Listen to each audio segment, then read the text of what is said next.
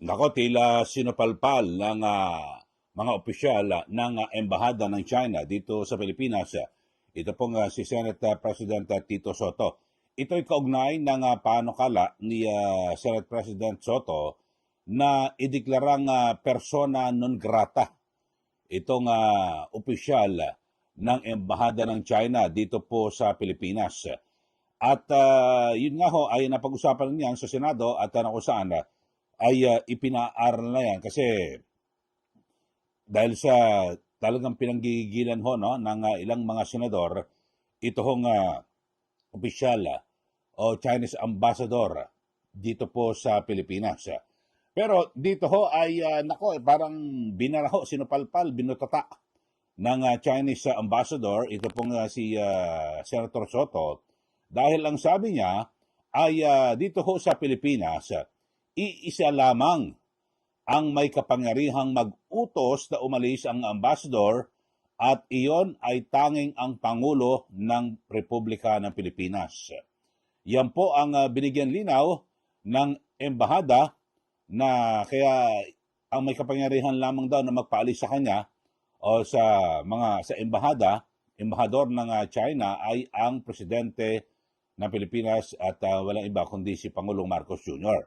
So ito ay tila binara at sinupalpal, binutata ng Chinese ambassador, ito pong si Senator Tito Soto. Nauna ho dyan ay sabi po ni Senator Soto, kanyang ipinaaral dyan po sa Senado na kung pwedeng ideklara no, na persona non grata. Ito pong ambassador ng China dito po sa Pilipinas. Ibig sabihin yan, kapag nadeklara, ay dapat nang lumaya sa Pilipinas. Pakinggan ho natin ito hong naunang panukala ni Senate President Tito Soto. Before anything else, allow me to first associate myself with the manifestations of the principal sponsor, Senator Pangilinan, and the other sponsors and our colleagues. Secondly, yes, we will be perhaps studying the resolution, but in the same light, I suggest that we study the possibility of declaring that particular person a persona non grata. And that is very, very serious when the Senate does that. So I suggest that the Committee on Rules study the possibility.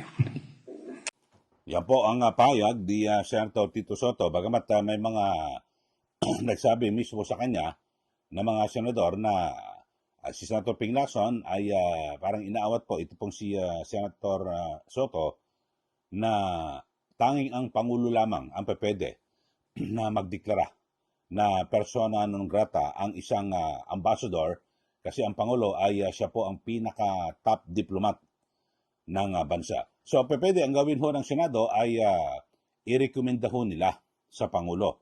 Magpasa sila ng resolusyon at kanilang i-recommenda na ideklara ng persona non grata ito hong ambassador ng China dito po sa Pilipinas. Pero ito hong matindi. Kung sakasakali na maideklara na persona non grata ito hong yung Chinese diplomat, ito na po, mga kababayan, ang posibleng mangyari. Ang sabi ho nila ay handa raw po nilang isara ang embassy dito po sa ating bansa. Nako, grabe ho ito, magiging implikasyon ho ito. At maaring lumala at maapektuhan. Yung nauna nga ho nating vlog, maaring maapektuhan ho rito yung mga, siyempre, yung ating mga manggagawa no, sa abroad. Yung nasa Hong Kong, Macau at mainland China. Kasi kung isasara po nila yung kanilang embassy dito po sa Pilipinas, ibig sabihin puputulin ho nila yung ating ugnayan at palalayasan na rin doon sa China yung ating ambassador doon. Yun ho. Ito may binabanggit ito, sabi, sakaling deklarang persona non grata, ang sino mang Chinese diplomat, handa umanong isama ng ambassador ang buong public diplomacy team ng Chinese Embassy. Ibig sabihin, pag merong isang dineklara, halimbawa yung ambassador, buong team, lahat sila rito lalayas at isasara ang embassy. Kasi ang sabi niya, as a team, we stay or leave together. So sabi po ito ng embassy.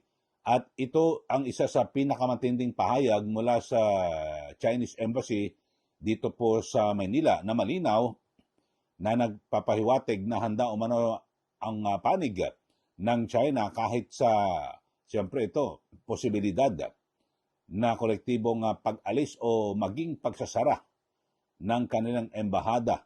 Ito ay sa gitna ng lumalang tensyon sa pagitan po ng Beijing at ng ilang mababatas ng Pilipinas, partikular ito hong mga senador.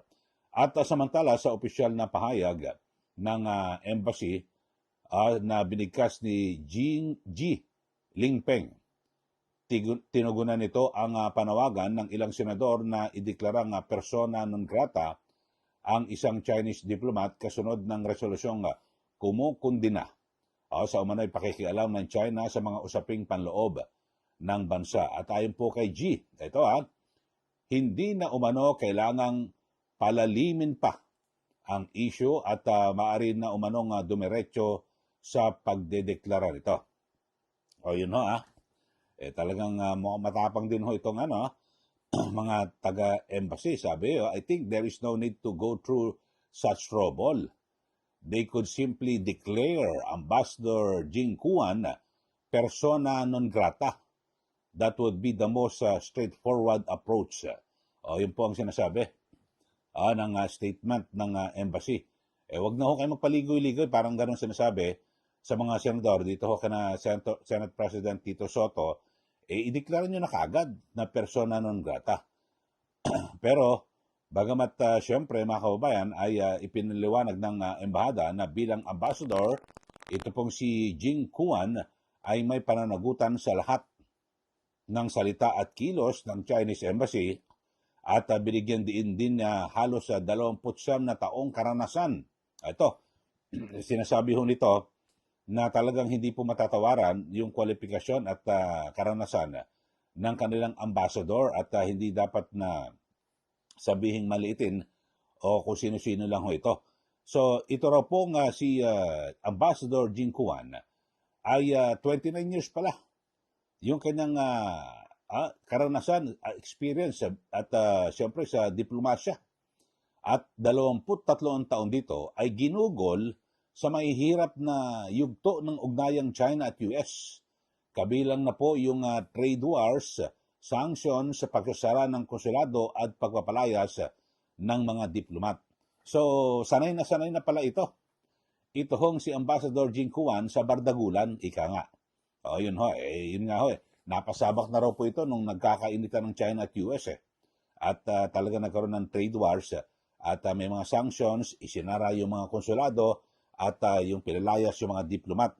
So hindi na, kumbaga hindi na bago yung ganitong mga eksena dito po sa Pilipinas ngayon na kung saan ay talagang pinanggigigilan ng senador ito pong Chinese diplomat dito po sa ating bansa.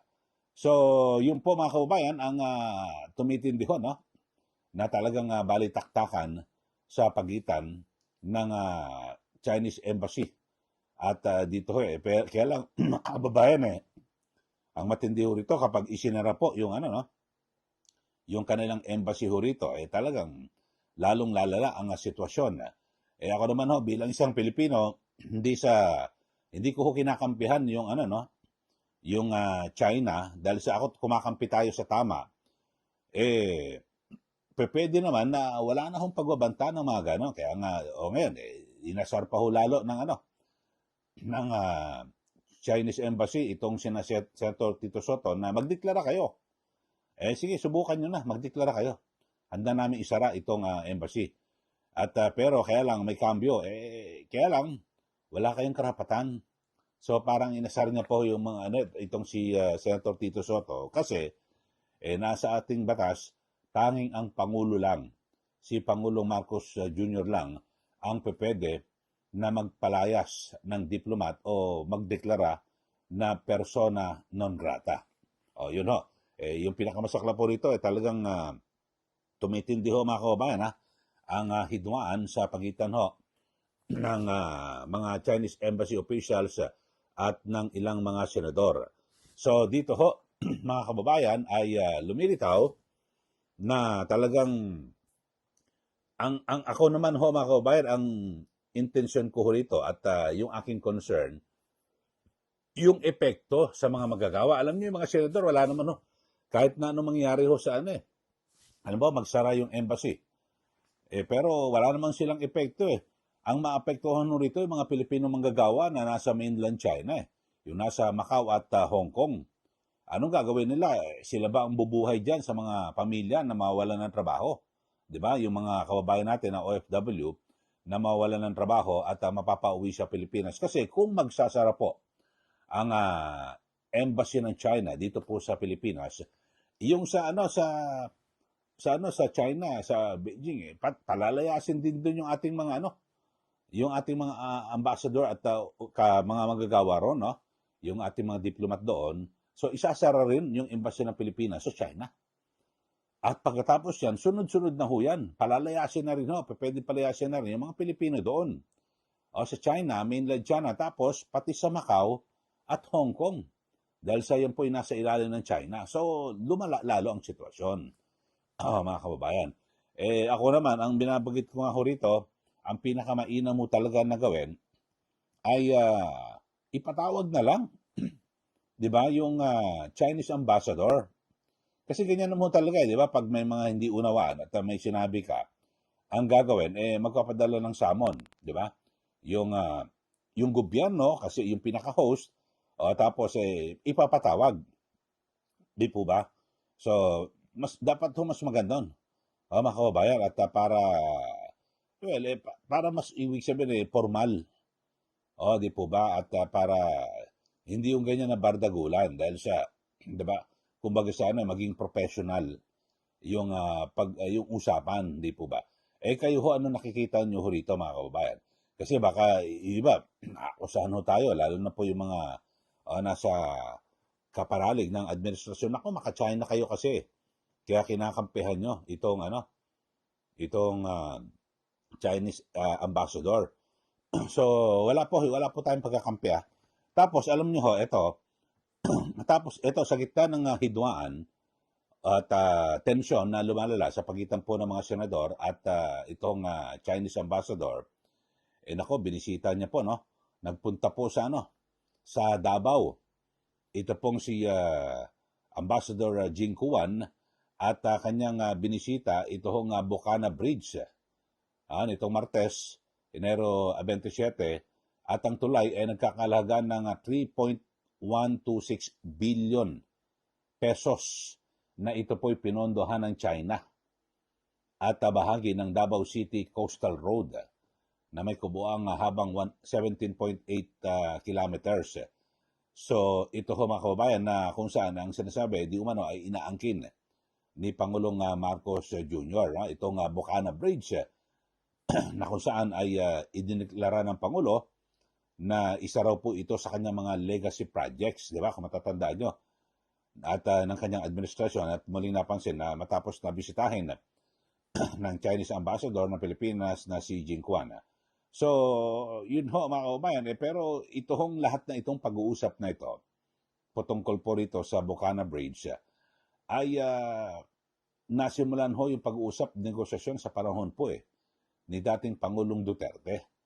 So sabihin nun natin na ako naman, halimbawa, dapat sa Pangulo natapos ang proyekto sa panahon ng kanyang administrasyon, pero dapat kilalanin mo rin na nagsimula yan sa panahon ng Duterte administration. Di po ba? Pero dun ho na isara yung usapan. Kung mag-isa doon na plancha, tapos dire-diretso yung implementasyon, inabutan ng kasalukuyang administrasyon, pero dapat ganun may pagkilala. Di ba? Yun na naman yung akin, mga kababayan. Sige, magbigay na po kayo ng comment dito po sa ating pinag-uusapan. Yung pinaka pangunahing usapan ho natin dito, ito hong baka magsara. Ito hong embassy ng China dito po sa Pilipinas dahil po sa talagang yung pagbabantaho ng mga ni Senate President Tito Soto na ideklara nga persona non grata ito pong ambassador ng China dito po sa Pilipinas. Pero sinupalpal, ang sabi, tanging ang presidente lang ang pwedeng magsabi niyan at magdeklara ng persona non grata na katumbas ay pagpapalayas ng diplomat dito po sa ating bansa. Kayo, magbigay na po kayo ng comment dito po sa ating palatuntunan at huwag niyo rin po kalimutan na i-like at i-share yung aking Facebook account, Eli Saludar.